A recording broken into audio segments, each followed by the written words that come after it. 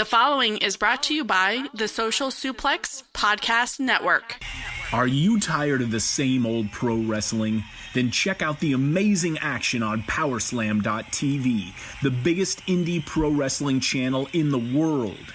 Get over 3,000 hours of the best pro wrestling events from over 100 of the biggest names in the industry from over 15 countries around the globe. Get your free trial today at Powerslam.tv. This is Jordan Grace, and you're listening to the Social Suplex Podcast Network. This is One Nation Radio. You better get it right. Rich Latta, James Boyd came to give them life. The Blackest Wrestling Podcast has come to kick all ass and drop it 6 feet if they kicking trash. Word, let me welcome y'all to something different. And if you dig it, man, you should let some friends listen. We be getting it in, this on the regular, dude. Ravish and flow, but this shit rude. See, James don't rap, so I had to break it down. The whole network, man, we coming for the crown. Raps in the columns, I keep them both covered. Making the beats too, so the listeners can bump it. Hit us with the rating, yeah, I'm saying it's a 5. Before you hit it, talk, bob your head side to side. It's One Nation Radio, and this is the beginning. It's Rich, and I'm here with James. It's time to listen to One Nation. We got to unleash the power of the pyramid.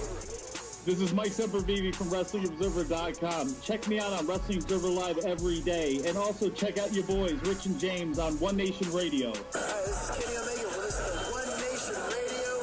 Check it out, guys. These guys know what's up. Big Kenny Omega fans, that's all that counts to me. Goodbye and good night.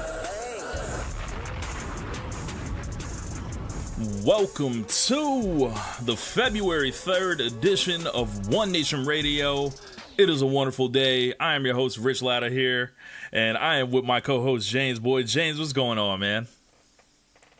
Not too much. About an hour away from Super Bowl. Who you got, Rich? I got me. As a person that hasn't watched NFL football for like 2 years, who you got? Patriots, Rams. Oh, I ain't never rolling with the Patriots, ever. Okay, so Rams it is. All right. So I'm completing year 2 of the, not watching the Slave Bowl, not watching any NFL football, none of that. Oh my God. We got a lot to get to today. I thought we kind of had a light week, but James mentioned a couple things that actually seems like we can dig a little deeper into. But first, before we get into all that, make sure you guys are rating and reviewing us on iTunes, Podbean, or wherever you listen to us. Make sure you tell your friends about the Social Suplex Podcast Network. Give us the highest ratings possible. If not, like Bo says, we gonna think you some haters.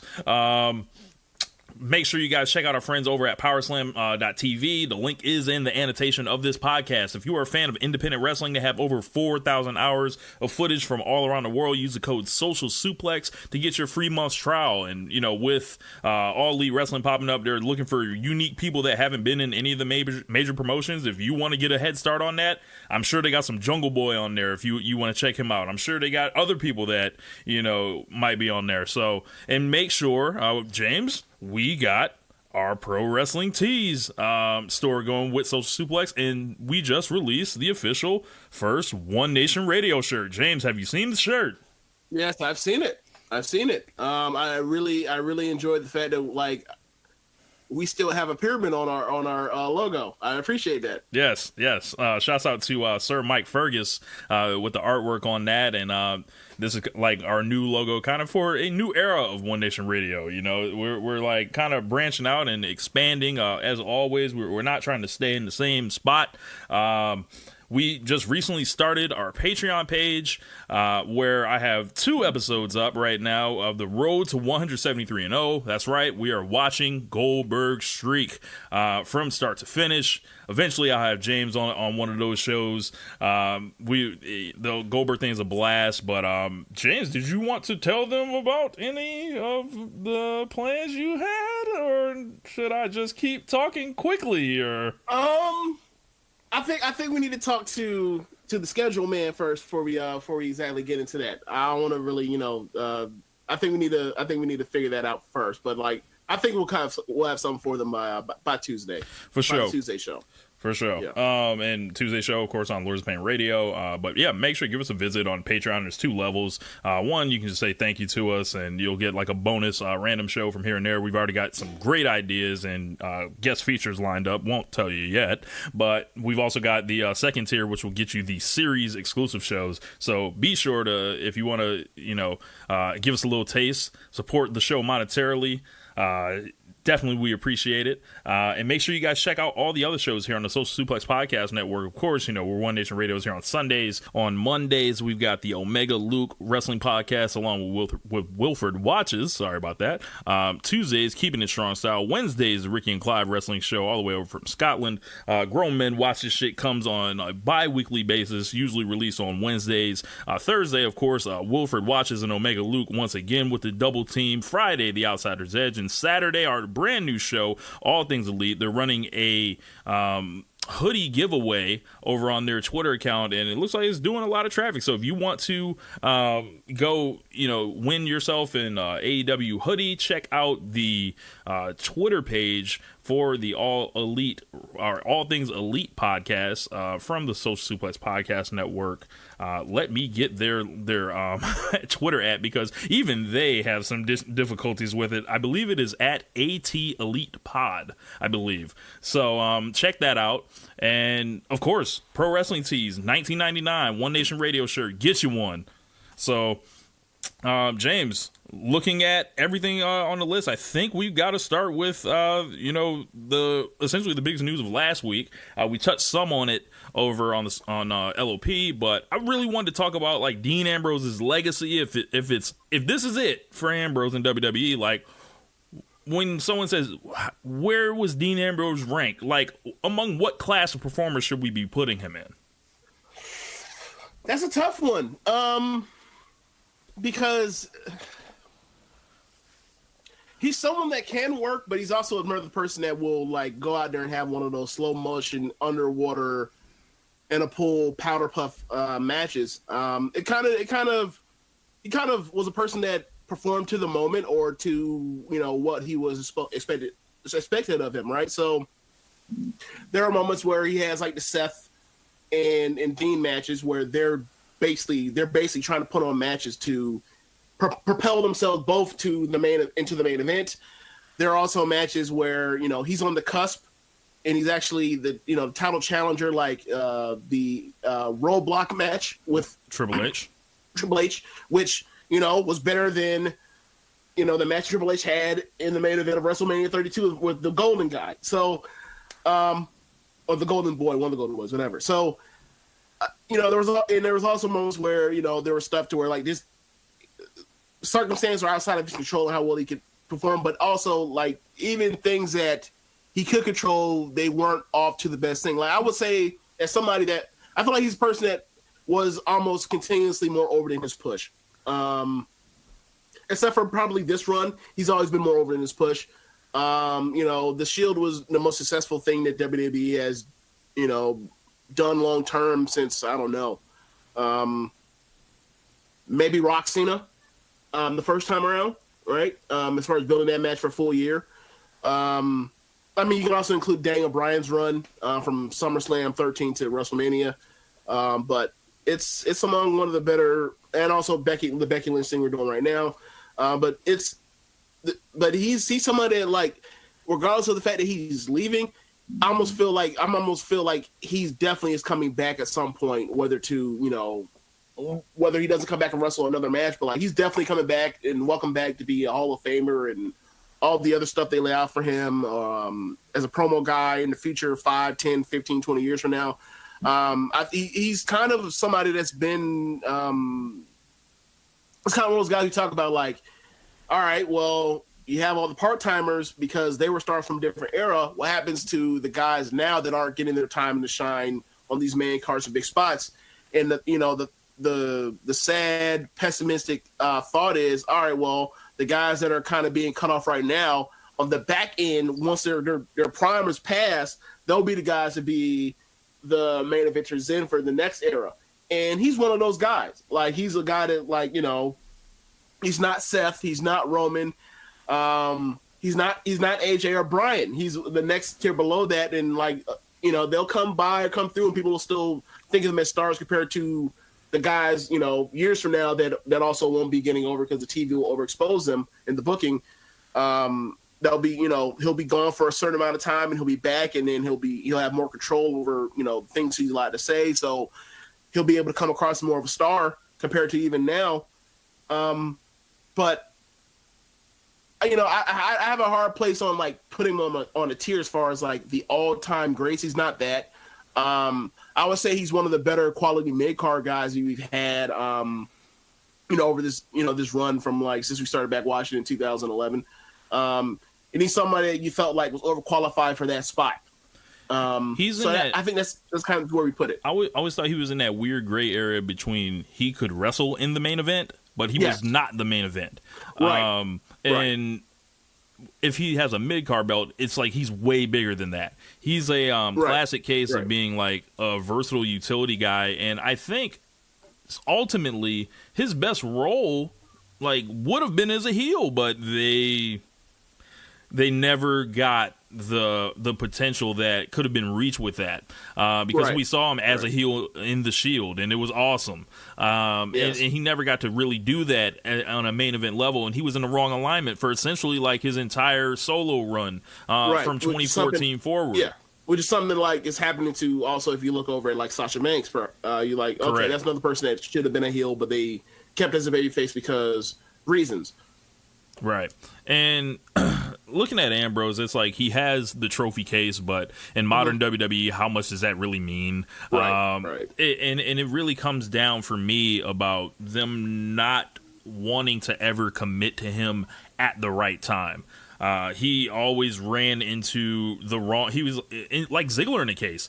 Always gets hot on the wrong time. And in Ambrose's case, he would often get hot at the right time. He'd be peaking in WrestleMania season, and then it's just like, we have nothing for you, or we're going to embarrass you at WrestleMania. We're going to remove you from WrestleMania. Plans. We're going to put you in a ladder match at WrestleMania with 7 other guys in it, or 6 other guys in it. Twice. It was disappointing to see, like, because Ambrose is a guy, like, we know a couple people that are just crazy over this guy, and for them, it's like I wouldn't feel like Ambrose's career is complete. Like, even though he's done it all, he's been the world champion, he's been the Intercontinental champion, the U.S. champion, the tag team champion. There's so much that was left on the table with Dean Ambrose, and not only Ambrose, so many of the guys that have been around this era, and I think. In Ambrose's case, this is not burnout. This is being tired of creative.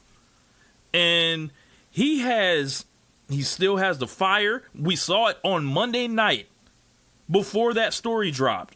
What Dean Ambrose could be when he was talking to Triple H, when he was talking with Seth Rollins. This guy has plenty of value. It ultimately felt like there was still stuff left on the table for him at a higher level, but for whatever reason, they never trusted him to go get it. Yeah, I will say this, though. If there ever were a time for someone in his particular spot to leave before he, you know, tilts over that peak to, you know, there's really nothing for you, there's really not much for us to do with you right now, / you're kind of tiring to the fan base, even though he just came back after 9 months. And then you got to keep in mind all the NXT dudes that are going to keep coming up behind him, and he's going to be big homie soon. Right. So yeah, I would say like the timing is probably a perfect time for him to around now. It's time for him to leave and come back or whatever else later, whatever happens. Because I mean, we've seen it with, you know, like the likes of Jericho kind of like showing like when I have no purpose on TV, then I need to go away, and then like I'll come back another time and I'll figure something out along the way. And that's been to the betterment of Jericho's career. And if that's an idea or you know, if that's an idea that he or something that came across his mind, I think it was wise. Because you know, would you would you consider Ambrose like a Jericho of this era, or? I mean, or like a $1 Million Man of this era, or like a Mr. Perfect level or Rick Rude level guy of this era, like, or is he above that? somebody that's totally qualified to be somebody that's totally has the chops for it for the top spot, but like just hasn't been given it. You mean that sort of thing? Right. Okay, so there are the types like the Sams or LFP, and there's also like a someone like that think that spot is something he could achieve, and then there are all people that are like Finessing that think that like, nah, like this is a spot he deserves to be at because of X, Y, or Z, whatever reason is, and something comes down to he has been pushed well, therefore like it can't be WWE's fault. So I see points for both of them because like when Ambrose is on, he absolutely feels like a top guy. When he isn't, he feels like just like the hacky comedy, goofy shit, whatever prop comic. Like you see why like that's not a top of the card spot for him, even though like he's more over than what they're giving him to do on TV. That still doesn't matter. Like that's not it. So I definitely feel that. He's in that weird gray area. Yeah. I feel like after 2016, I kind of felt like he kind of let go of the rope, right? Like the 2017 thing with Rollins, as far as the story of actually getting him back over as a babyface, Rollins over as a babyface that people actually found sincere and people wanted to root behind, and that whole storyline was like it was one of the best things they did on TV. But as far as a single, Ambrose did feel kind of after that Miz feud in 2017, like he did kind of feel toast as a single. Mm-hmm.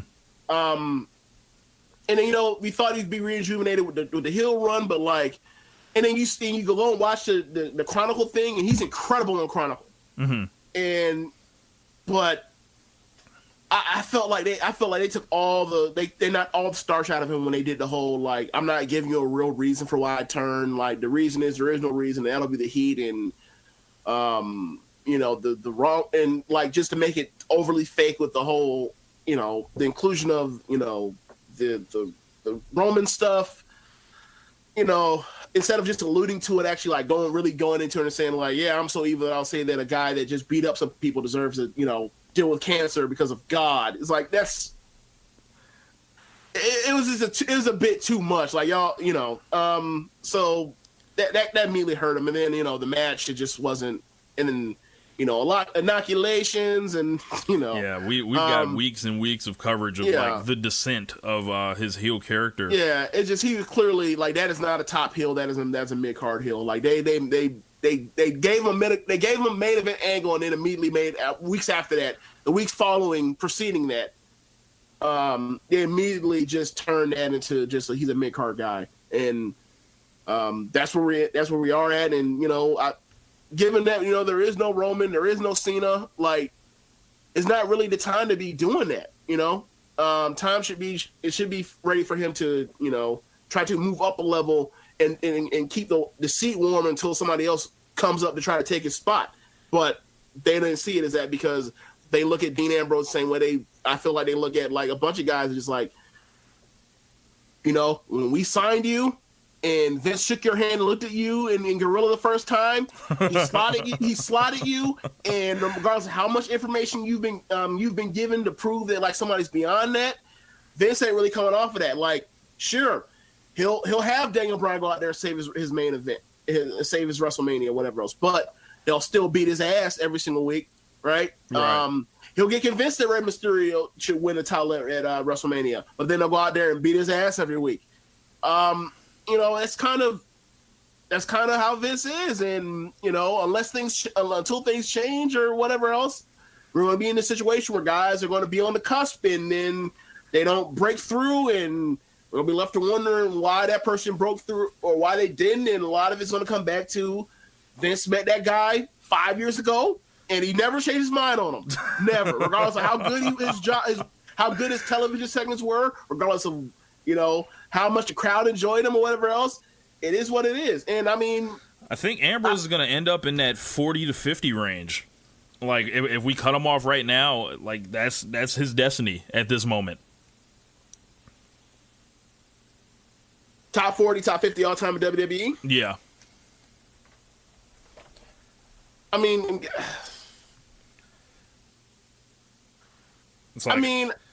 I never really thought of it in those terms. Like, who are the people in that 40-50 spot? So I'm looking at the Doc Chad Matthews' right book here. So WrestleMania, yeah. So looking at where it cuts off on the Bret Hart wrestler score, right? At 30 is like Goldberg, right? And that's like, would you put him over Goldberg? No, he didn't draw like that, no. And also in the era where there are no such things as draw, so no. Right, and like, so that automatically drops him underneath. So, like Goldberg in the hottest period of wrestling history was the second biggest draw in the world. Okay, so let's see. Yeah, right now, Ambrose, I found him in the second chapter, so I think Chad actually has him in the 60s, if I'm not mistaken. Okay. So, and what year was this 2015 when he did re-edition? This is the one that has the WrestleMania 32 cover on it. Okay, so it's 2 years ago. So, I mean, he's won it. So he wasn't a champion by that point in time. He wasn't the world champion. He didn't have a feud with AJ. They had the great matches. And he so like you have to tack that on. So he should be above wherever he is right now. He's actually added to that. And then you throw in the Rollins saga where they reunited. So yeah, like he's done two great things since then. And you can also add three things if you want to add the Miz and the IC matches or whatever. So really three things over those 2 years since. Like three great stretches of really good work. So right now, actually, he had Ambrose last time at number 72. So okay. I think he jumped somewhere in the 40 to 50 range with all those things that were added on. Okay.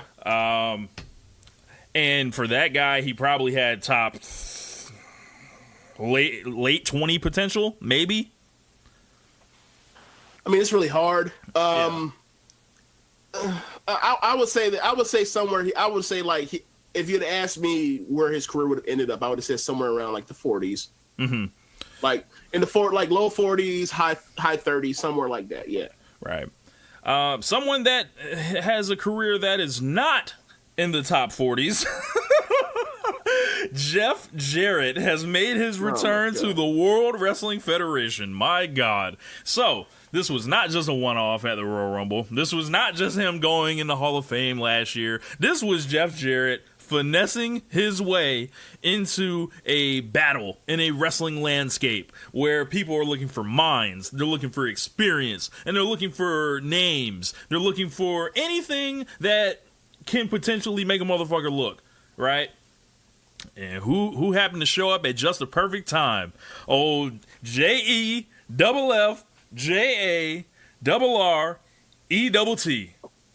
He came out at the Royal Rumble in the suit, looking crazy, with Elias, and they turned Elias heel for this guy. Feels like it, doesn't it? Yes. I mean, okay, so remember, you remember this? Remember that Jay-Z and Too Short? It was all good just a week ago. Yeah, like so on Monday he's a babyface and lost to Corbin, and then all of a sudden he shows up insulting the fans in Phoenix about their baseball team. He just shows up and just decides to just kill, shit on them for God knows what reason. The crowd stood behind it because they're still like, wait a second, why is he? I thought we were past that. And then Jeff Jarrett comes out, and we got to make Jeff Jarrett the babyface. I mean, whatever. So from there, Jeff Jarrett, in his infinite quest to finesse, shows up. No. We got to talk about it. What did he come out wearing at Royal Rumble, Rich? This man came out wearing the straps. He came out looking like it was 1995. Bro, where was I'm shocked he didn't wear the blinking glasses and the other big hat, like the flashy coat that went with the joint. Which Jeff Jarrett look did you prefer? Did you like the Aztec Jeff Jarrett back in the day, or did you like the late '97 Aztec Jeff Jarrett? Like that's a slap nuts and giving people the best hits. Yes. Or did you like the Jeff Jarrett, like with the silver, like cut off shorts about mid leg, and he had nothing on top, and with the short hair? Did you like that Jeff Jarrett? I can't with you right now, man. Did you like WCW Jeff Jarrett, where he had the straps that was all white, the long hair, and it was like feathered and all that? Like, which Jeff Jarrett was the one? I'm gonna go with like the early vignettes when he's on the horse out there, and he's basically looking like country Ric Flair. That's I'm gonna go with that one. Yeah, I'm gonna go with that one. Jarrett comes out in the gray and black joint. This doesn't look like any of the old ones that I ever saw him wear, but apparently that's like a callback to either something he wore at a WrestleMania, like WrestleMania 11, I think. I'm gonna have to look that up. Yeah, but he finessed himself into not only, you know, a couple of appearances on television. He's working for WWE in a backstage capacity, and you know, everyone that says that works with Jeff Jarrett loves him. He can recognize talent. He can spot, you know, dudes who are going to be next, like AJ Styles, different things like that. But he came out here. He did a song last Monday. No one knew the words, as you mentioned on the show last week, right. James. Not a soul. They got him in a program with Elias. The Road Dogg is here, and it has been announced. If you guys hear this before Monday Night Raw, you know, I don't know everyone's listening schedule and everything like that, but Jeff Jarrett has been announced in a match, James, to compete against Elias with the Road Dogg as his manager. Yes. Who pitched this? Did the Road Dogg pitch this?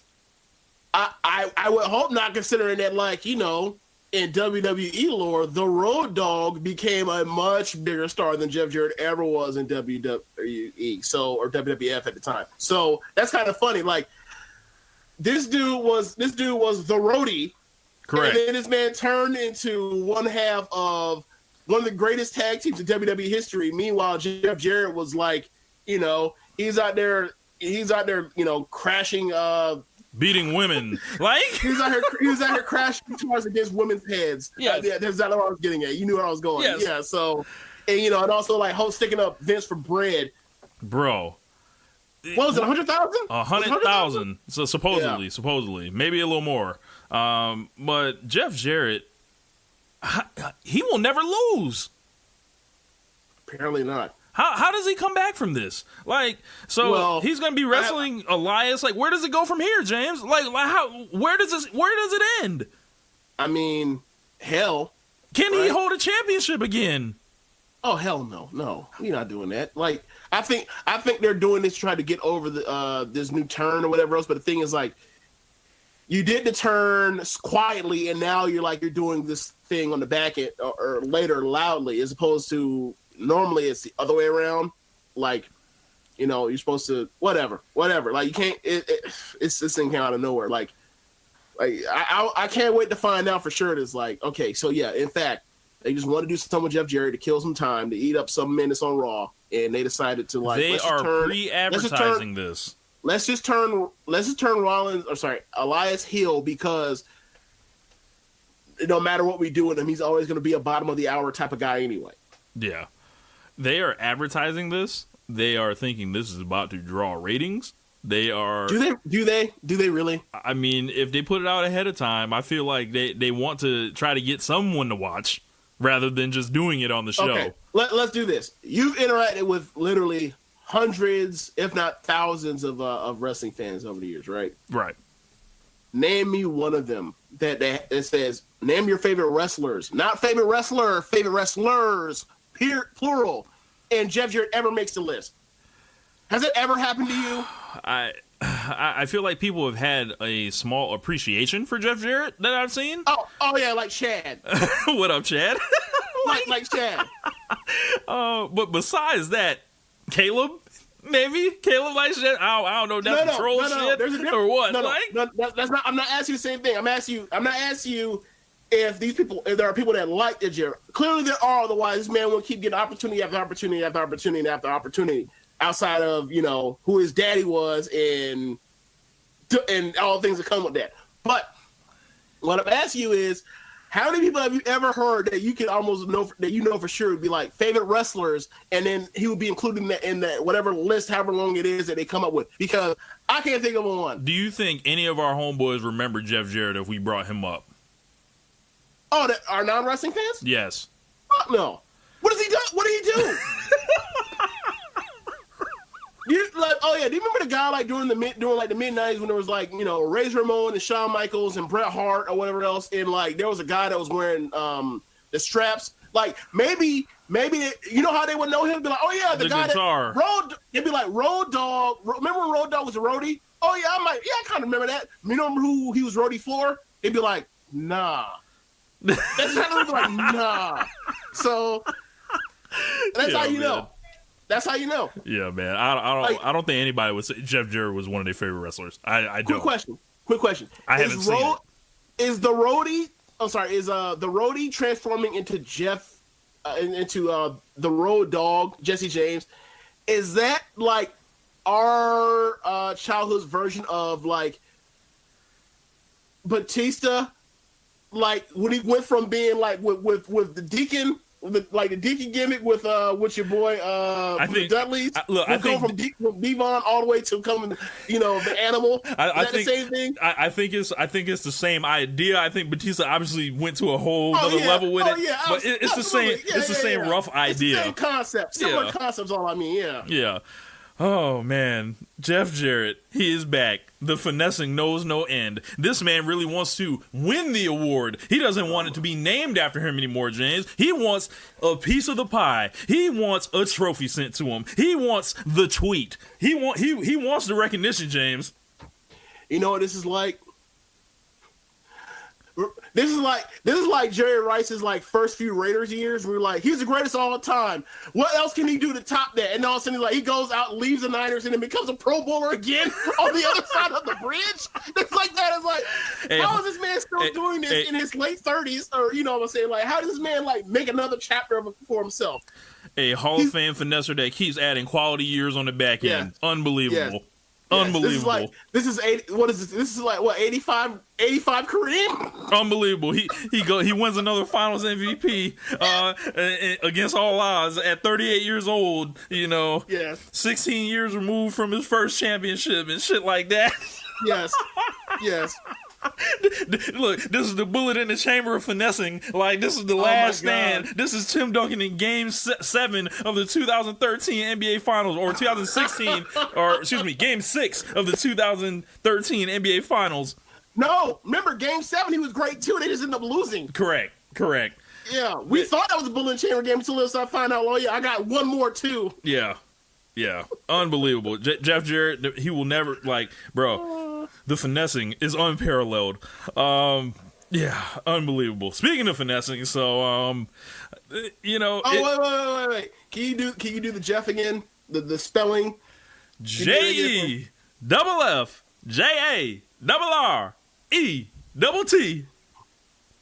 Jeff Jarrett.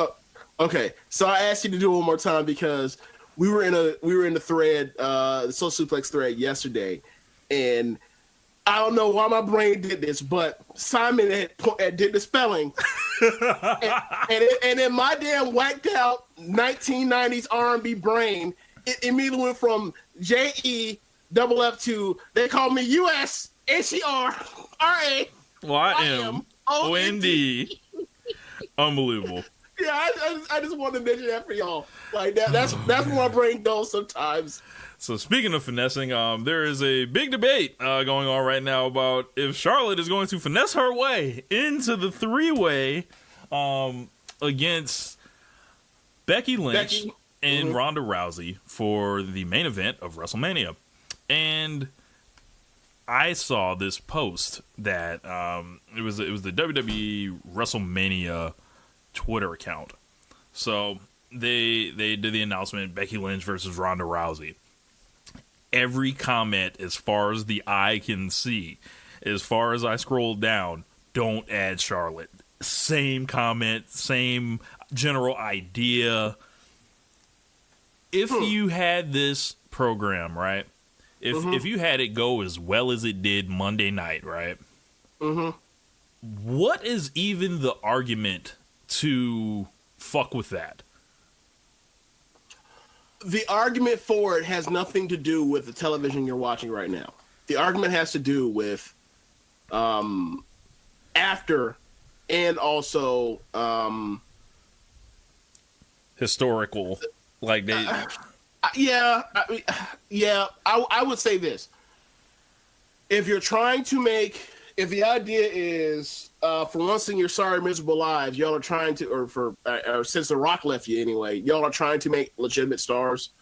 If you go back to last year, and this is the thing I talked about on the recap of WrestleMania 34, and I said to you, like, before I left, I was like, the only thing they did well was they made Charlotte like a star and they made Ronda like a superstar.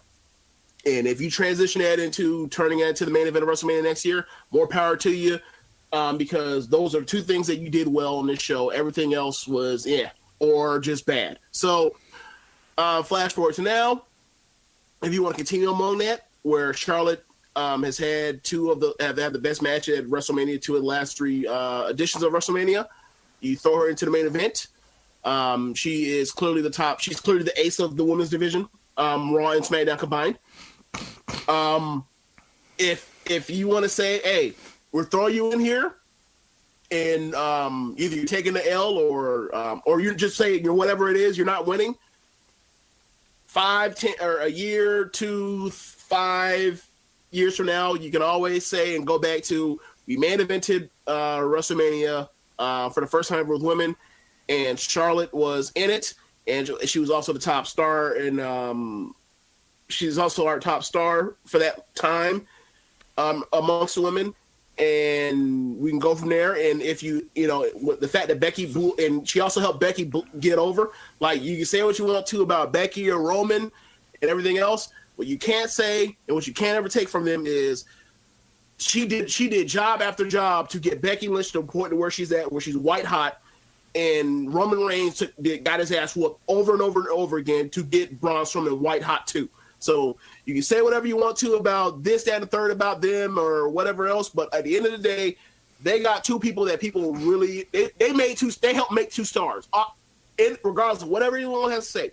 Like, granted, Becky did a whole hell of a lot to get herself to where she is now, and so did Braun. But you also need some people to help you out, or whatever else, and look up at the lights for you. And those 2 did that. So going back, my point is, if there are ideas to actually make stars, you throw Becky in there, you throw Charlotte in there, and Ronda's still around, or whatever her role is with the company after WrestleMania 35, and you have 2 WrestleMania main eventers, and I think they would be the first. They'd be the 3rd and 4th people. 3rd, 4th, and Ronda would be a 5th person to main event of WrestleMania. I'm sorry, they would be the 4th, 5th, and possibly 6th people to main event of WrestleMania, and debuted with the company after 2002. Good God! So, like, look, after knowing something like that, it's like the more the merrier. It's Miz, it's Bryan, and it's Roman. That's it. Wow. And Cena after 2002. When did he debut? My fault. Sorry about that. Yeah, 2002. Sorry about that. Or all the OVO guys debuted in 2002. Gotcha.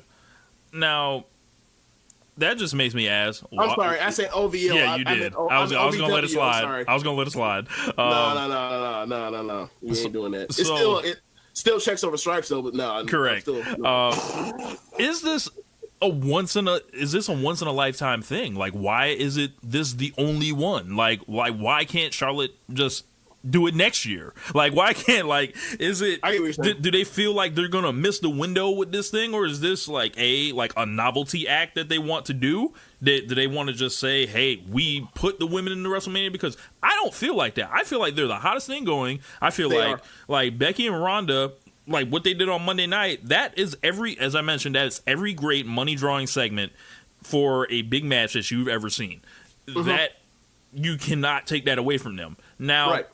the thing is, it's like, okay, if they run Becky versus Ronda, right? Why is it such an indictment to say, or why couldn't Charlotte be like, all right, I'm going to get it next year, and that legitimately be on the table. Well, for one, we know that like that kicking down the can to next year is how people just decide up and leave, right? I mean, right? Like, yeah.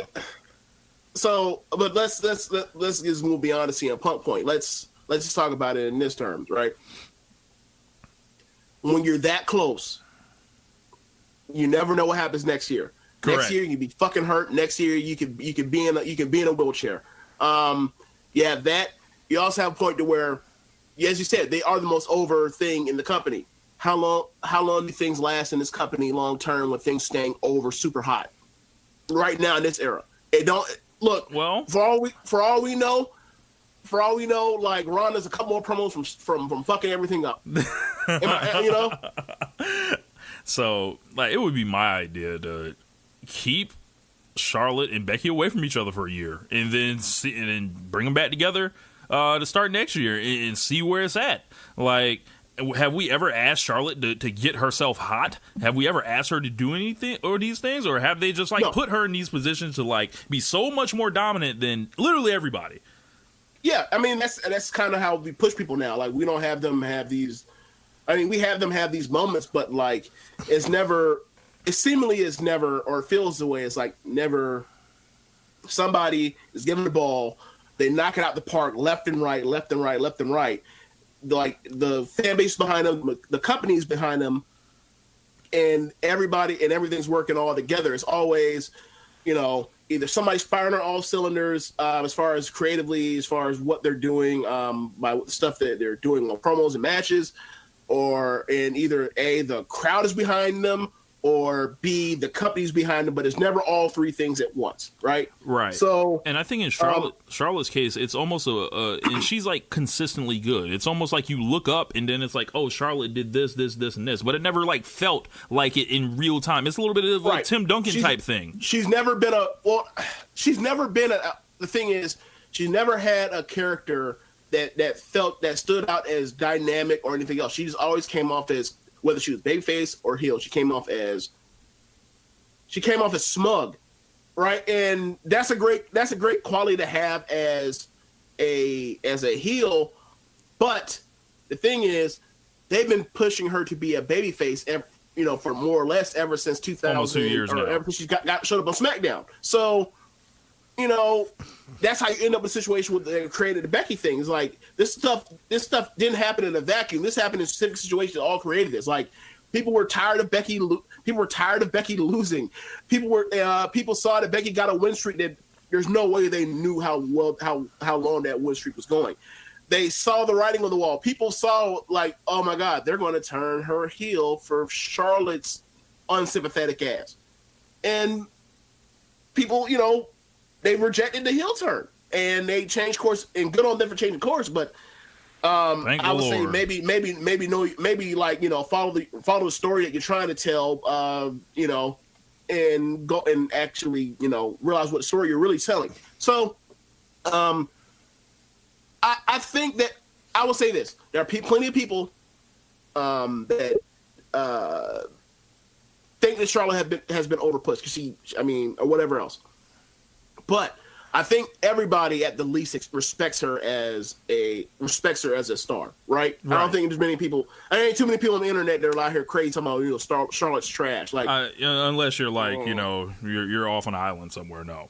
Yeah, it's like she done came to too many times, had too many good matches for you to be out here, saying that kind of ridiculous stuff. So, I just don't know if where she fits in here. Like, it just feels like they're like Becky's saying, they're about to shoehorn Charlotte. In a perfect world, I feel like, because they realize they have this opportunity with Ronda there for this time, and this only time we know for sure that she's going to be back or at a WrestleMania, they feel like they need to get all the stuff in. And I don't blame them for feeling like, let's try to make 2 stars instead of just 1 star, because the one star that would be in it is somebody that we didn't actually pick 5 years ago, right? So, I think what I'm worried about is or from my perspective is, it's not called for, it's unnecessary, and then you look at who the SmackDown champion is right now, like, there is no reason, for me personally, there is no reason for them, if I was booking this thing, Ronda, Becky, Y'all got it. Y'all got the main event. Charlotte, we need you and Asuka to have another match because we need you and her to have another match like y'all did last year. We'll give you more time. It didn't work out.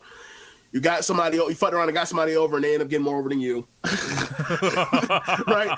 And then be the break is it's not a charity case. It's and then we go from there, and then we'll have a crack at it, and you're gonna have yourself another solo match on WrestleMania. They gonna tell Charlotte they owe her one. Say again. They gonna tell Charlotte they owe her one. Oh, like CM Punk. I mean, I'm saying like if I were them, that's how I would treat it, right? Right. Now, me personally, I said this for you for weeks. Like, whatever they do, I'm good with because if they add Charlotte to the match, then I feel like the match could be better. Do I think that the match goes from being already match that you always going to be very, very good to all of a sudden it's going to be like a damn 5-star classic? No. But I think that she will add to the match because she is a better wrestler than Ronda at this point. But as far as from a storytelling perspective, there are things she does add between, all the stuff they did to each other between her whooping Ronda with the cane at Survivor Series and also her long-standing feud with Becky. My thing is, I don't know if Charlotte can, with the mic, get herself on the level that those two women put themselves up to on Monday, because that was excellent. That was everything you want out of pro wrestling. And, honestly, Charlotte has been far and few between on the very good promo things. Like, I'm not saying she can't do it. I'm just saying that there's nothing that I've seen to let me believe that what you're saying is she is going to do it yet. I would like to see it, like Monique. Yeah, I would love to see it. Like, I mean, look, man, Charlotte ain't but the mic right now. Or let me phrase that. She's great at everything but the mic right now. If she grades her game to that level, she ain't got to worry about trying to be shoehorned into WrestleMania because she has potential to main event the next 5 WrestleManias if she steps that part of her game up. Am I wrong in saying that? I think that might be a bit much, but just seeing the change in landscape. I'm saying like if she steps up her game on the mic as a character, there's no reason to say that like it's impossible for like her window for WrestleMania to be in a WrestleMania main event. It would be 5 years. Right. Or basically until she I thought you said like she could main event the next 5 in a row. I'm I don't know. There was only one of those, like or 2 of those. I wasn't saying that. No. Yeah, man. So I think that's a good place to leave it on that. So I kind of have this one written down like the state of Daniel Bryan, but this might be like something to kick down the road a little bit more. Obviously, they did align Eric Rowan with him. They had him pull out this hemp championship belt. He's coming off the worst like title match that he's probably ever had on pay-per-view with AJ, like how it went over in the building, and Meltzer ended up giving it like 2.75. Like, this is not what I signed up for. Like, and Joe Lanza brought up a good point on Voice of Wrestling. Like, is this thing jumping the shark? Like, this thing, is it about to be... Is he going into, like, a cartoon character level with the, the vegan, earth-friendly stuff? Is it about to jump, essentially? And I don't know. I mean, I would say...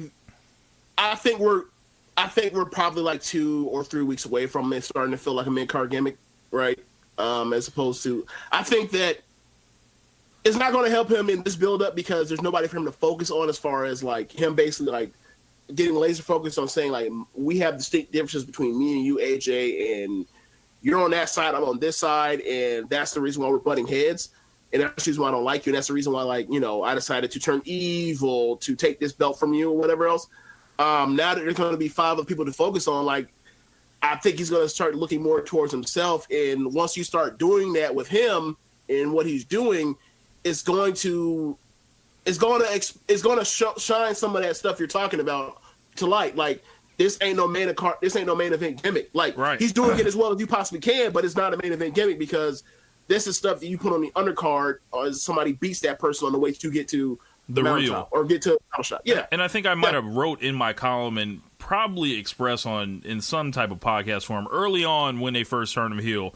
I was like, this cannot, for no pun intended, consume him. This cannot be the whole thing. This has to be, part of what he's doing. This cannot be the whole thing. But I think when they pulled that belt out, it's like a lot of people laughing. A lot of people say how much they love the thing. A lot of people saying, yeah, this is cool. This is like, I don't know, man. I don't know if this is the reaction they're going for. And then he gets himself booed. Right. And it's just like, I don't know, man. Like, and I'm just like I'm watching it from afar, like with the Daniel Bryan thing, because that's just like such a point of contention of how much it pisses me off that they fucked this thing up repeatedly to the point where this ended up happening.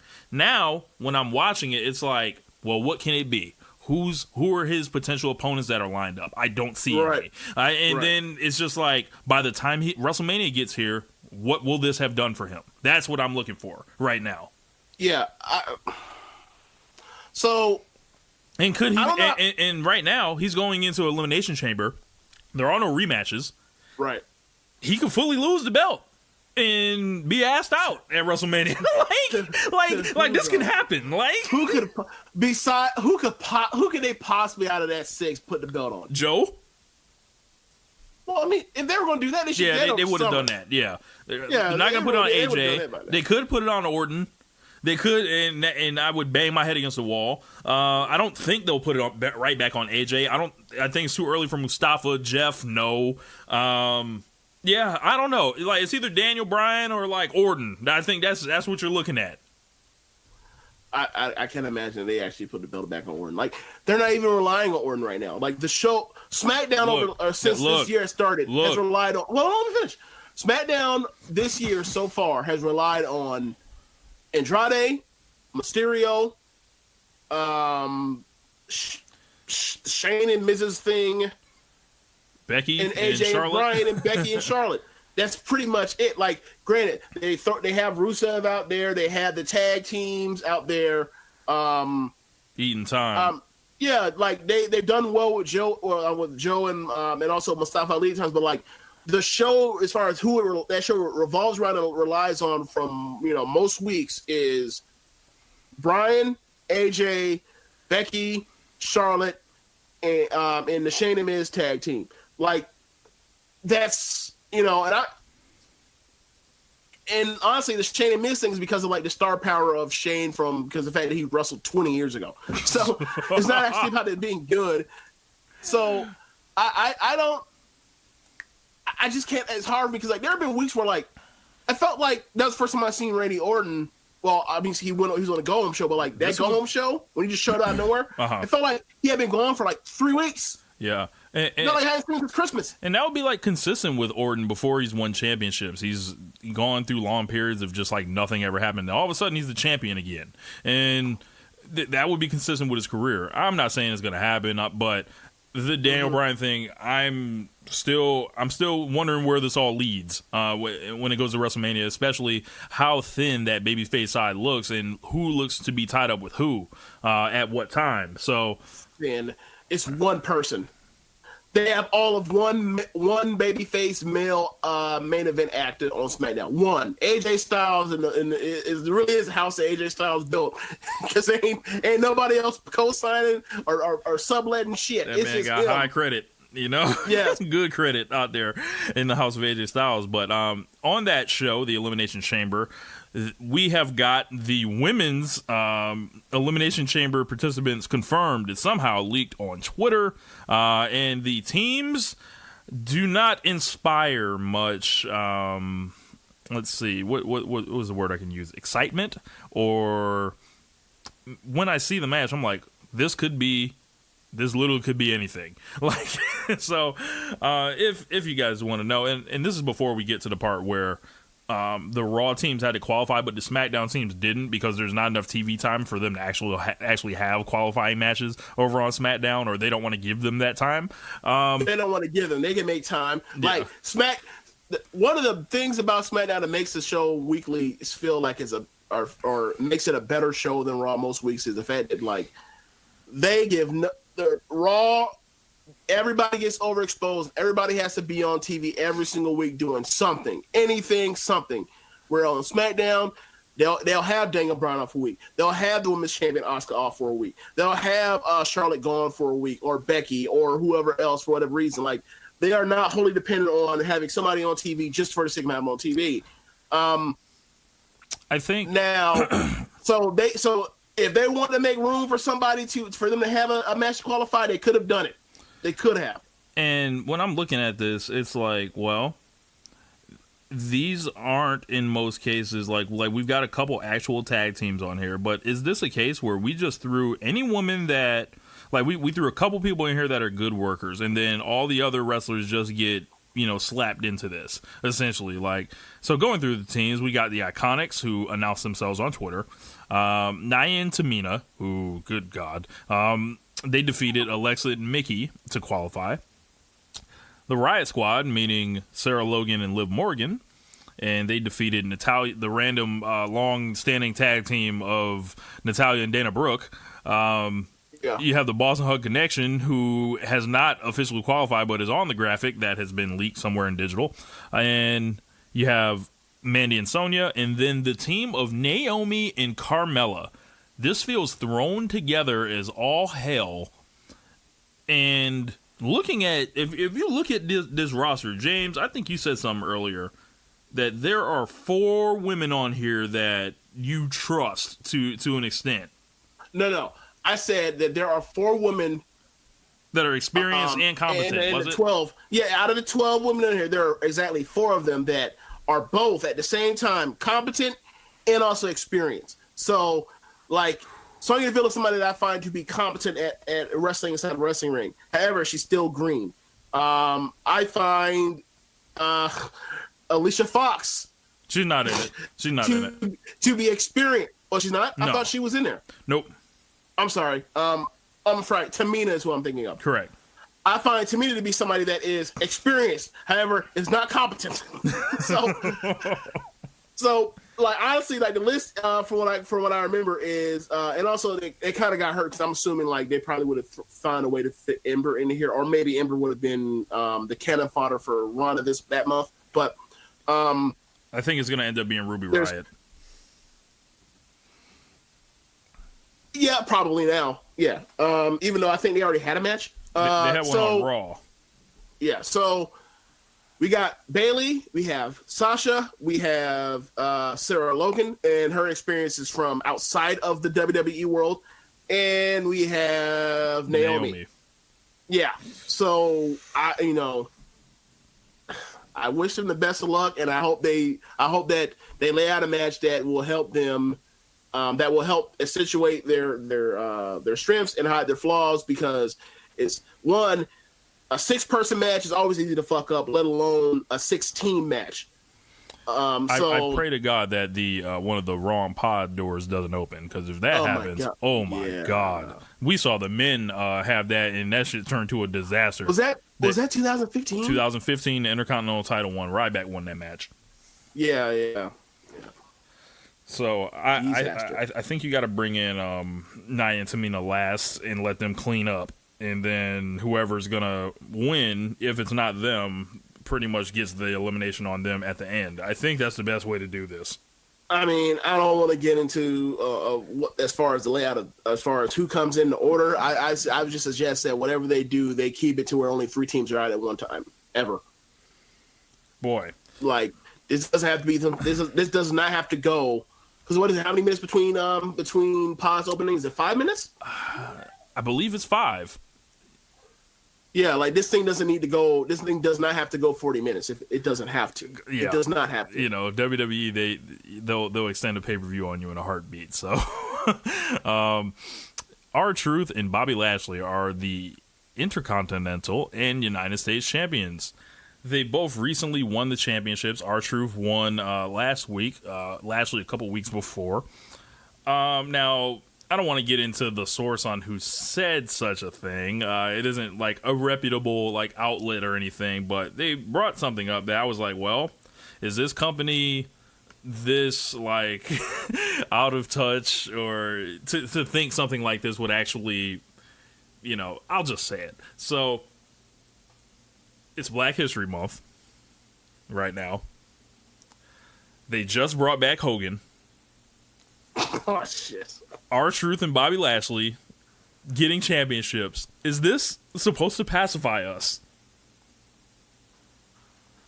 I would hope not. I hope they don't think that like all you need I would to do hope is this is not it. I would hope they would think like, oh yeah, we just give these two guys belts for no damn reason while they're still dead in the water. Then you know that would appease people that are upset with them. I hope not. Is that beyond the realm of thinking for these people? Oh, absolutely not. Why would you trust these people? Oh, fuck no. So like this is the same people that like the person that's running is a fucking head of talent relations is a motherfucker that I've seen in blackface before on live national television. Oh, like I'm not, God. This, like the head of the company is a motherfucker that decided to go out there and say what up, my nigga, in front of Booker T for shock value. Like, come on now. Like, this is a person that decided to run a heel stable in the 90s of fake militants, of fake militant black people. Like, no, we're not. No, I don't trust them. Yeah. Like, think how many times they always want to group a bunch of luchadors together. Why? For no other reason than what? The fact that they're Hispanic. Yes. They're Latin. Correct. Yeah, that's it. So, yeah. Where do you see these leading? Because like it looks like they're both being put in situations to get surrounded with a bunch of people heading into WrestleMania. Yeah, I mean the R-Truth thing. I mean that could be we'll talk. I think we might talk about it later, but that might be just just to appease R-Truth because he was upset about what happened on Sunday. And then the Lashley thing. Like the Lashley thing is like, all right, we gotta find a way to get the belt away from Seth Rollins. So let's do that. And he was just a guy he's a guy that's holding a belt to me. I don't think it's actually like it feels more to me like he's a guy holding a belt than actually like or it could be two birds for one stone, but like to me, if you ask me what's the number one reason amongst all the reasons, it's just like we need to just give him something. Because like we gotta get Ambrose away from this because we're trying to wind down Ambrose and Rollins needs to be revved up towards the main event, so we gotta give him something hotter than that. Bobby Lashley cried when he won that belt. I mean, look, say whatever you want to about how good he is or whatever else. Like he's a person that clearly works hard, so I imagine he's a person who's working in business for a long time. Like if you're a belt mark, then you're a belt mark. It happens. Yeah. Look, Razor Ramon would have been, Kevin Nash would have been crying over no belt. I can tell you that. No, I mean, definitely not no mid-card belt either. Oh man, yeah, man. All my life, I wanted to be number 2. So, yeah, man. R-Truth, and this is something James brought to my attention. I didn't really know too much about this. Did you want to tell him the R-Truth Nia Jax thing? Oh, yeah. Basically, if you go back and watch the Royal Rumble, when R-Truth comes out at number 30, and then Nia Jax hits him from behind, she was a bit rougher than she was supposed to. Surprise, surprise, right? So there are some reports around saying that he kind of tweaked the ankle and he may have hurt his face, and he was not happy about it backstage. Jerry Lawler on his podcast mentioned as much, saying that he was upset. And then next thing you know, all of a sudden he gets a random title match, and then he wins the title. We've seen people, be given spots or whatever else especially lately to given time or given spots basically to try to appease them and their discontent. So this will just be something that falls right in line with that.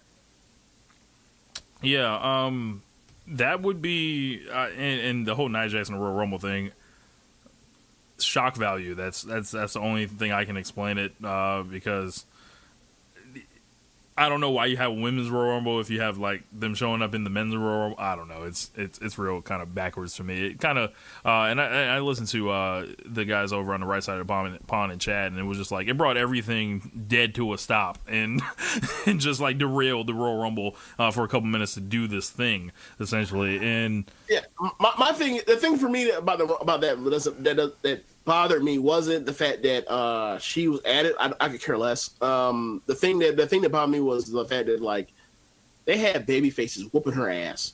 They did, or they had a baby face whooping her ass. It's like that part is like not a good idea, guys. Yeah, not a good idea. So yeah. In other news, in AEW, so the Young Bucks are on their worldwide barnstorming tour. Hitting random, quote-unquote, random indies.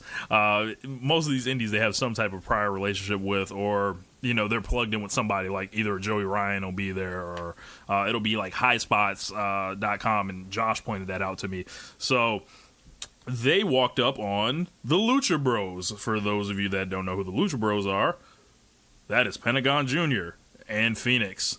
And essentially, these guys have signed some type of deal for dates with AEW. Of course, I found out that they are still under those Lucha Underground contracts that seemingly run longer than the NWO, and that means for life.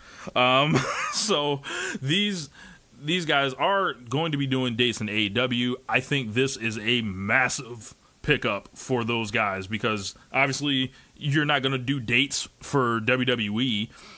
AEW being flexible enough to be able to get these guys who, you know, they were on cable, a really small cable channel, but they're like a really big deal, and they're going to be commanding a lot of money the second those Lucha Underground, contracts are free. And getting in there with those guys, having them do those dates, that builds some type. I think that's going to buy them some type of loyalty when it's time for them to lay down the exclusive contracts if it comes to that. Would you agree, James? We had some technical difficulties. We are back. I was saying, when it's time for exclusive money to start being handed out, do you think this would give them AEW some type of advantage, if they come with the right offer for these guys, with them being plugged in now for the non-exclusive dates? Yeah, possibly, but I think that given the ties of Lucha Underground, MLW, how they kind of have gotten AAA and CMLL to kind of, do some work together over the last year and change. I think they're more about trying to, do as many dates and get as many shows as possible. And, along with that is also like, making lots of money. So I don't think they're necessarily a shoe-in to end up there permanently. I think it's more of a thing of it's just trying to keep their name hot or whatever else, and doing more dates and getting their name out there ties into that. But and who possibly, wants? Don't you think? Or do you really feel like they will actually really lock up US like long term with them just cause? You know who would really want to push this to happen? The Young Bucks. They need someone to wrestle. That's true. That's absolutely true. And they'd be a great tag team. And they would not only be a great tag team, that's a main event program in a lot of places. Now, these guys, it's going to be a long time before the Revival shows up. Who knows what other tag teams are coming down the pipeline? I think AEW is going to give them a blank check and be like, what you want? Like, Possibly. Yeah, it could happen. I just... I'm not holding my breath thinking they would ever just sign on exclusively as of like this year with them. I think more things need to be figured out before they actually get that locked down. I mean, I think the only reason that's happening is because they're under those terrible Lucha Underground contracts, or else somebody would have went and got their ass. Like, yeah, absolutely, they would, or maybe maybe it's a thing where they enjoy the fact that they can go back and forth and come and go where they please or whatever. I think they value that. Maybe. I don't know, man. Because like if we know anything about right now and how we feel like the game is changing, everything we're hearing about, literally anybody on any level with talent, big companies are going to be trying to snatch them up. Yeah. They're not going to want to be those dudes that are just stuck out there. Like they're eventually going to want to go cash in essentially.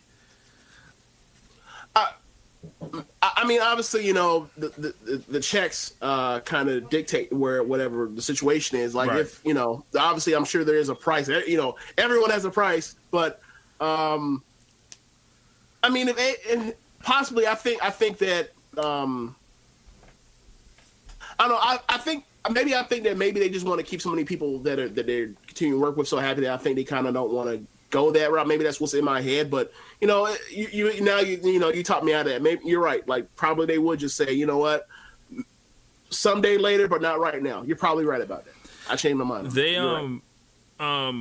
and one other thing with AEW this week, they have that pool party with all the tickets, and I think this is where they're going to announce the tickets going on sale for Double or Nothing. Supposedly, this is going to be where other superstars or more wrestlers are going to be revealed as in major surprises. They're going to be unveiling lots of talent, more women's wrestlers, and then Kenny Omega. So we'll see how that all goes, and I'm sure All Things Elite will have full coverage of that on Saturday. If not, we're going to be talking about it here too. So to see what is going on, all in the game right now, because shit is crazy right now. So I'm trying to figure this out, right? So back in January, after the Wrestle Kingdom show, we were kind of told that, or we were kind of like led to believe that there's going to be some type of conversation between AEW, Ring of Honor, and New Japan as far as sharing talent or whatever else, or getting dates on people or whatever else to make things work. And then we heard word back that the conversation never actually happened. There were talks, but they never actually had to sit down and discuss it. And that's kind of where we left off at. So, but then you also hear that that Jericho's contract with AEW allows him to potentially work at New Japan, do dates in New Japan, and you will be led to believe that Kenny would sign on for the same thing. My question is, if that's where we are right now with where we left off at as far as trading dates, and there has been no discussion on it, why would Ring of Honor now all of a sudden say, yeah, it's okay in New Japan for you to work to main event with Jericho and Omega now, even though we don't want to share any talent? Isn't that something weird to you that that's where we're at right now? So I still think it feels like there's two different things going on right now. I still think we're in a place where Ring of Honor and New Japan are solid partners, and right. Obviously Jericho has that thing because he's Jericho. He's not going to be wrestling full time for anybody. Now, where I think it could get interesting with Omega is where All Elite could actually use Omega as the bargaining chip to open up the rest of the promotion. And I believe I had a conversation with Josh essentially like that about, if you're AEW, you want Omega on, and you don't want to share Omega and make it a part of Omega's contract where he can do what he wants. Because if you can, obviously these guys have been loyal, they're going to stick together. Omega to All Elite is essentially done, right? Now, if you're the Young Bucks, the Young Bucks still want to wrestle in New Japan. Cody wants to still wrestle in New Japan. He wants to be in the G1 at some point. Right. At this point, the only thing you have left is kind of dangling Kenny Omega hey, if you want Omega, you got to take us all. I think that's going to be the conversation that's had, and it's going to be after, the G1 Supercard. I guess after. But my thing is, don't you feel like we already know? Don't you feel like that's kind of yes, it seems like they've yet to have the conversation, but don't you feel like the game theory has dictated that they've already made a decision on that, and we kind of already know where that is based off of the fact that they've already said no to this, or they seemingly have said no to this already, and they're going to go out there with Ring Honor New Japan with what their roster is right now without the Young Bucks, without Cody. Don't you feel? I don't know. I kind of feel like I think New Japan's in a point where they can't really do anything else but that, because they have contracts with these dudes. They have a show that they've been promoting and sold tickets for, and after that, right. I think it's a whole new world. They're going to reassess what they're doing with everybody. Okay, all right. I just feel like just because you've done that show, what would actually really change as far as, okay, so they're going to do New Japan dates as like these outsiders that aren't going to be doing any dates for us in theory. Like I almost feel like you already know where this is going. Don't you feel? But don't you feel like you already know how this is going to go and what's going to be offered and this and a third? So, and even people that are speculating like me, and you already know what are like the what's at play or whatever else, and what's behind door 2, 3, 4, or 5. So, like, can we already just cut the bullshit and just get to it already? Like, you clearly already know all the scenarios. You already have it in mind of what you're going, what's already at play, and it seems like you've already like laid out what's at play. So, like, why do y'all need to sit down in front of each other to get that done? Like, you need to look at each other in the eye to change your mind. Y'all need to play chicken with each other. Fuck. Yeah. But yeah, whatever happens, I'm sure February 7th on Thursday is going to give us a lot of ideas on where things are going to go. We got a couple questions that were sent in. Okay. James, go ahead. I was going to ask you, like, okay, so as far as who is in their women's division right now? Britt Baker and Penelope Ford. They're going to need more. Like, lots more. Like, I say, like, what's Tessa Blanchard's contract look like with Impact? Where's Santana Garrett? I know they're scouting Stardom a lot now. I will say this. I know that, that's another thing, because guess who's doing dates in Ring of Honor in Lakeland, Florida in February? Mayu Iwatani. So it's like, that's another one. And also, she was also in the Win of Honor tournament last year. So it's like, there's some, and they also had, if I remember correctly, they either had either Azumi or Azuki, and they definitely had Kagetsu in there. So it's like, Stardom is working with Ring of Honor or Women of Honor or Ring of Honor, whatever you want to call it. So it's like, I don't. So AEW is also how do they handle that? How do they handle that? Because they're looking at B Priestley, and I think this is they're playing the waiting game. But there's plenty of like women out there. But guess where B Priestley does tours at? Stardom. Exactly. So like, it's like, so I don't know, of this stuff is like, I don't know the politics of Stardom, like where it's like, all right, are they officially partnered with somebody, or is it a place where they're essentially getting farmed on, like every promotion will go in there and just grab individuals, like what do their contracts look like? Who knows? Right. Yeah, you're right on that. I have no idea, but like I watch, I've been watching ever since the beginning of this year Stardom shows, and it's like, see B Priestley, to see Viper, drop that belt to Yatami. Like, it clearly feels like people that aren't signed to Stardom, like the people that are foreigners, the Gaijins or whatever they're called or whatever. Like, they're more or less just coming in just to do dates or whatever else. And if you do enough dates or whatever else, like, the crowd eventually starts buying your merch because they feel like you're, like the Kenny Omega thing, where like they feel like you're not just a person just coming in here, you're actually a part of this. And like, Prissy's one of those where like she comes in, she's been with Queen Quest for like since Io was still there. So, but as far as like the handling of like Mayu's dates, it feels to me like there's a partnership between them and Stardom and Ring of Honor. So it's like, if they're going to be out here looking for some of these, some of the Stardom women, whether it's like someone like a Hazuki or Yatami or let's see, Jungle Kiona, Kagetsu, whoever else, then it's like, isn't that going to come to a head? Battleground. Just like with the Ring of Honor too, it's all just like with New Japan too. It's all going to be a battleground, boy.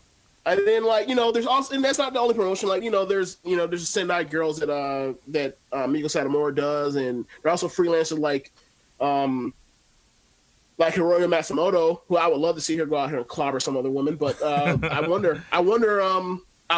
It's interesting to see where this all goes, and also it's like, where does some of the WWN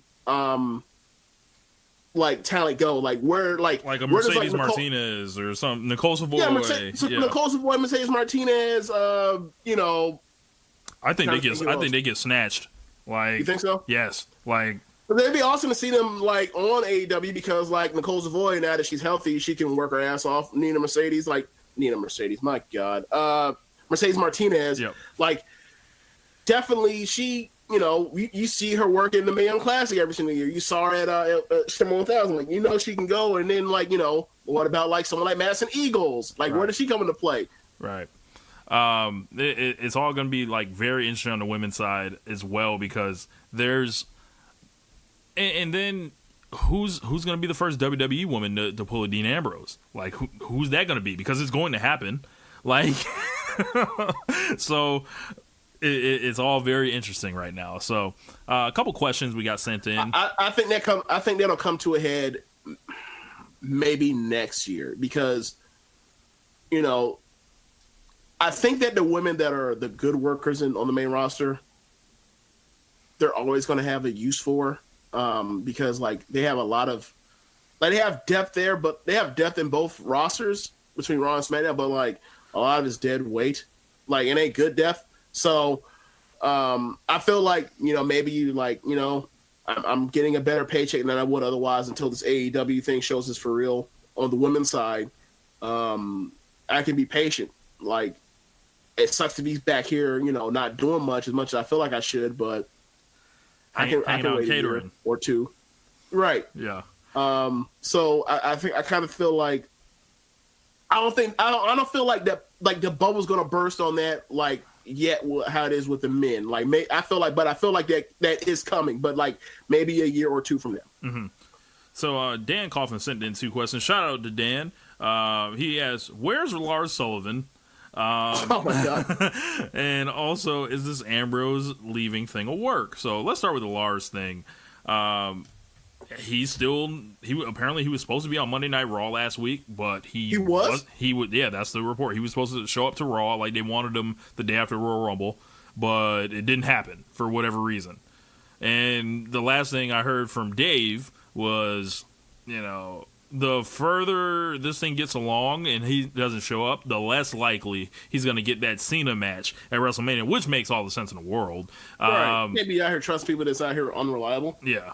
And yeah, go ahead. Yeah, I don't know where Lars is. Only Lars knows where he is. So, I mean, like, I hope for him. I wish for him the best. I hope that whatever his situation is, like, calms down and gets, you know, get some stuff back on solid footing. But, you know, like the show must go on, and like just same thing with you know, physical injuries. Like if you can't make the date, then somebody else has to be moved into that spot or whatever else. Especially with enough time for them to actually be able to do what they need to do to make WrestleMania work for John Cena. So Dan Coffin said also, is the Ambrose leaving thing a work? I'm going to say it is not a work. Could it be a work? Me and Josh talked about the scenarios. Like, this would be one of the greatest works that has ever happened. Like, this would include lying to official media outlets. This would include lying to wrestling media. This would include lying to the fans, which they've obviously lied to the fans, but lying in a completely different way. Like, not like a wrestling, like, you know, this isn't real what we're doing here. They've used this guy's real name in the press release. Their press release is dramatically different from the ones that popped up in PW Torch. Obviously, if you type in Dean Ambrose on WWE or into Google, you're going to get the WWE column there. And I think there's an element of WWE wanting their version of the story out there. Like, you know, we hope to see him back and everything like that. But then you click the other one, PW Tours, this guy's creatively frustrated. He hates the hokey shit. He's, you know, all this other stuff that WWE left out of the press release. So, well, I don't know if that's left out because, well, obviously they're not going to put it in there. I'm not saying they left it out, but they're not going to put it in there. So, I wouldn't either. Yeah, like if you're WWE, you don't say that shit. Like, yeah, of course not. But yeah, as far as it stands, wait. But then again, they are out here arguing on commentary with Michael Cole and have Michael Cole yelling out loud like a moron that Baron Corbin was out here tanking the fucking rating and our ratings sucked. So who knows? Maybe that is a new route to go now. Yeah. Who does that normally appeal to, James? No one. Like, yeah. What does that historically do? Our show used to suck. Well, We're not focused on you. Why are you bringing up old shit? We leave that past in the past. Like, we don't want to remember that shit. Like, leave it alone. But yeah, why am I watching this this badly rated show that people are like jumping off the ship from? Yeah. Why am I still watching it like a moron, like a sucker? So if it is a work, Dan, this is one of the great works of all time because it involves way more than just trying to pull the wool over the fans' eyes. So, and if they do that, this is like a whole nother thing I haven't seen. There's like no precedent for this, so I'll just wear that. Like, sorry, but how it looks when it's happening, all this, everything with, Hideo and, everyone's has the same complaint. Creative frustration. This would be a long way to go to get to a straight line where you could just let this dude go get over. Yeah, and let's be fair. I don't care how good your wrestling show is. I don't care how successful your ratings are, creative. Like, I don't care if it's critically acclaimed or whatever else. There's always going to be people in that locker room that are going to be creatively frustrated because not everybody can be given the same spot. It's game theory. There's way more, like, it's musical chairs. There's way more chairs and there are way more butts than there are seats. So that's just so. Whether or not WWE was doing good or bad, it was always going to be people like this anyway. So that's just the reality. Yep. And, and this ain't the end. So, last question comes from... But hold on. But my point on... I forgot why I lost the track of where I was getting on it. But my point is on that is that... so, I do believe that it is legitimate. But yeah, sure, it could be a work. Sure, it could be. But I doubt it.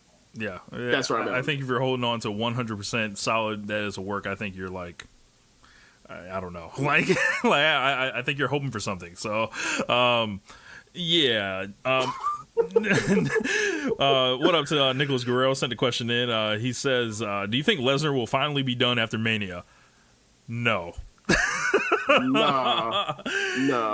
Lesnar is going to Saudi Arabia as many times as WWE will go. He will be there. He will be showing up for that check. He might even still be the Universal Champion.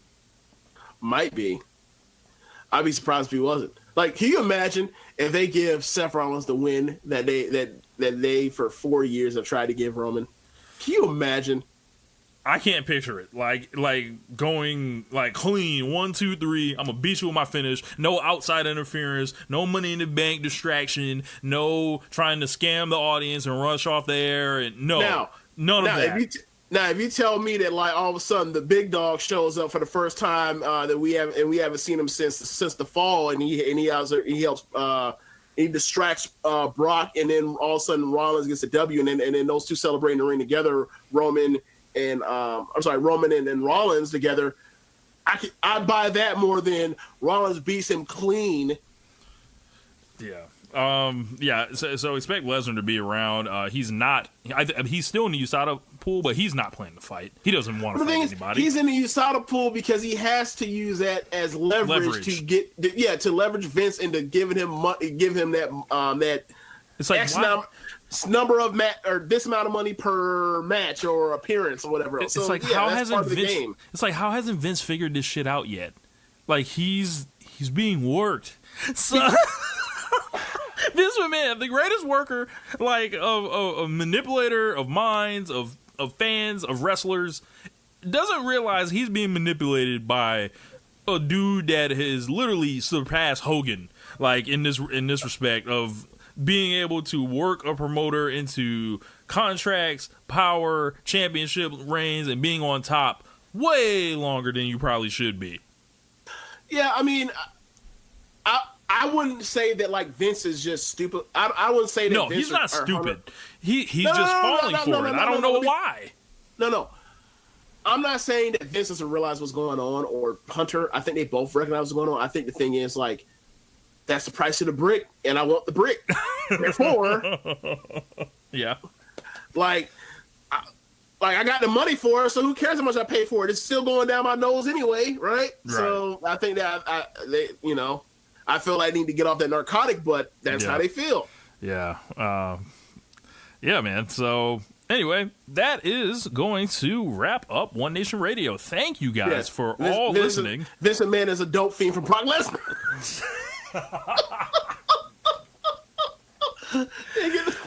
Wipe the blow off your nose. Yeah, man. So make sure you check us out over on our Patreon channel with all types of bonus content. If you want to, send a couple bucks our way, give us a taste of the green, money be green, as D'Angelo Barsdale used to once say. Check out ProWrestlingTees.com/Social Suplex. Pick yourself up a Social Suplex Podcast Network shirt. Pick yourself up a One Nation Radio shirt and a Keepin It Strong Style shirt, with more shirts to come. James, any final thoughts before we roll up out of here? No, I just hope that in the next week and weeks to come, that like we can have Seth Rollins like in the ring, do something physical with Brock Lesnar and doesn't leave him laying, because I'm really getting tired of like Brock Lesnar just leaving people laying over and over and over again and then beating them, making them like just a plate of piss. Yeah. I'm kind of over that. Yeah, Seth. I was over it last year with Roman. Look, Roman, like you said, like Roman should have been out here cracking that man every single segment. Every time they were in the ring together, he should have been whooping that man's ass. Then it's like less terrible that he got beat. Right. Opposed to, you know what that tells me? And outsmarted this dummy week after week after week, and then we bust head open, and then we beat him, and then we beat him. You know what that tells me? It's like they had to change the finish that day. Like there was no, like, the idea had to be that Brock had beat the shit out of this dude forever, and the working idea was he's going to win at the end. And then they got there and they were like, oh my god, he's not tan enough. Something happened. That's what happened. You weren't tan enough. Something happened. But they fought the finish over a tan. Yes, they fought the finish at WrestleMania 34, and it was a wrap after that. But make sure you guys check out more WCW shit. Yes, WCW, James. This is what you're watching. I'm trying to tell you. So yeah, make sure you guys check out all the other shows here on the network. Keepin It Strong Style, Wilfred Watches, All Things Elite, Omega Luke, Grown Men Watch This Shit, Ricky and Clive, and The Outsider's Edge. And we will holla at y'all Tuesday night after Raw and SmackDown for that review. And of course, check us on the Patreon, the road to 173-0. We up out of here. Peace. Later. Thank you for listening to One Nation Radio. We'll see you next time.